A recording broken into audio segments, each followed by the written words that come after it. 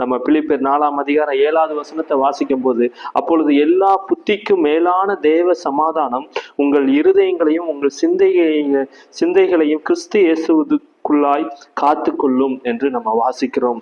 அப்போது எல்லா புத்திக்கும் மேலானது, நம்ம புத்திக்கு கூட எட்டாத ஒரு சமாதானம், அவரிடத்துல போய் நம்ம கஷ்டத்தையும் நம்ம வேதனையும் நம்ம சொல்லிட்டாலே போதும், அந்த சமாதானம் நமக்குள்ள மனுஷங்க கூட கொடுக்க முடியாத ஒரு, நமக்கு புத்திக்கும் நமக்கு சிந்தனைக்கு எட்டாத ஒரு பெரிய சமாதானம் நம்மளுடைய இருதயத்துக்குள்ள வரும். அது ஆண்டவர் நமக்கு கொடுப்பார். நீங்க ஏதோ ஒரு காரியத்துல விடுதலை இல்லாம, அது பிசாசின் போராட்டமாக இருக்கலாம், இல்ல குடும்பத்துல ஒரு பெரிய ஒரு பிரச்சனையாக இருக்கலாம், இதுல ஒரு விடுதலை இல்லாம என் மனசு ஒரு வேதனையோடு இருக்கிறது என்று நீங்க நினைச்சு கொண்டிருக்கலாம். ஆனால் ஆண்டவர் சொல்லுகிறார், உன்னுடைய பாரம் என்ன, உன் வேதனை என்ன, நீ என்ன காரியத்துக்கு நீ கலங்கி கொண்டிருக்கிற, அதை என்னிடத்துல வை என்று ஆண்டவர் சொல்கிறார்.